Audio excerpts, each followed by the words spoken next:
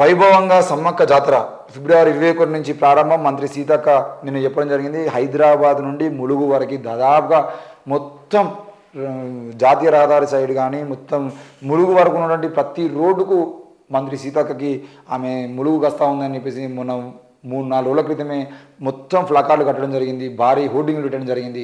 ఇక్కడ నుండి హైదరాబాద్ నుండి మొదలుకొని ములుగు వరకు మొత్తం కాంగ్రెస్ సీతక్కకు సంబంధించినటువంటి హోర్డింగ్లే మనం చూసినటువంటి పరిస్థితి కనబడుతుంది. ఏది ఏమైనా కూడా సమ్మక్క జాతరకు సంబంధించిన విషయంలో ఈసారి అధికారంలో ఉండి సమ్మక్క జాతర చేయబోతున్నారు. ఇన్ని రోజుల పాటు బీఆర్ఎస్ ప్రభుత్వంలో దాదాపు 9.5 సంవత్సరాలుగా అంటే కాంగ్రెస్ ప్రభుత్వంలో గెలిచినప్పటికీ ప్రభుత్వం బీఆర్ఎస్ది ఈమెకు సరైన వస్తువులు ఇవ్వడంలో కానీ మిగతా వాళ్ళలో కానీ వేరే అధికారులను పెట్టి ప్రయత్నం చేసారు. కానీ సీతక్క గారు అక్కడ ఎమ్మెల్యేగా ఉన్నా కూడా ఆమె చేతిలో అధికారం లేకుండా చేసేటువంటి ప్రయత్నం బీఆర్ఎస్ చేసింది. మరి ఈసారి మంత్రిగా స్థానిక ఎమ్మెల్యేగా అధికారంలో ఉన్నటువంటి పార్టీ నుండి ఈసారి ఆమె అక్కడ సమ్మక్క సారక్క జాతర చేయబోతుంది. మరి వైభవంగా నిర్వహిస్తామని చెప్పేసి చెప్తా ఉన్నారు. ఫిబ్రవరి 21 నుంచి ప్రారంభం చేస్తాం. జాతర నిర్వహణకు దాదాపు 75 కోట్లు విడుదల చేసినటువంటి ప్రభుత్వం 75 కోట్ల రూపాయలు అయితే ఇప్పటివరకు అయితే విడుదల చేసింది. మేడారం జాతర 2024 ఫిబ్రవరి 21 నుంచి ప్రారంభమవుతుందని మంత్రి సీతక్క ప్రకటించారు. ఆదివారం నాడు సీతక్క మేడారంలో పర్యటించారు. ఈ పర్యటనలో మేడారంలో త్వరలో నిర్వహించబోయే జాతరపై అధికారులతో సమీక్ష నిర్వహించి ఈ సమావేశంలో పలు అంశాలపై చర్చించారు.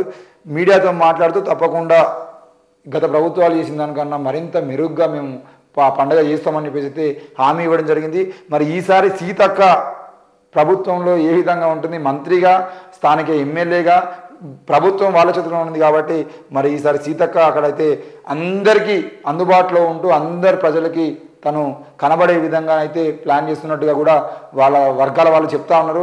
ఏది ఏమైనా పండుగ జరుగుతున్న రోజుల పాటు సీతక్క అక్కడే ఉండి ఆ నిర్వహణ చూసుకుంటుంది. తప్పకుండా వేలాది మంది జనాలకు తను దగ్గర కాబోతున్నాడు.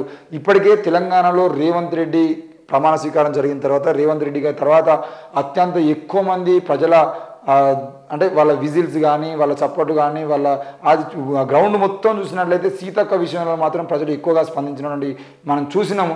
మరి రేపటి రోజున అక్కడ సీతక్క సమ్మక్క సారక్క ప్లస్ సీతక్క కనబడబోతోంది. అట్లా ఆమె ప్లాన్ చేసుకుంటున్నది కూడా తెలుస్తూ ఉంది. ఇకపోతే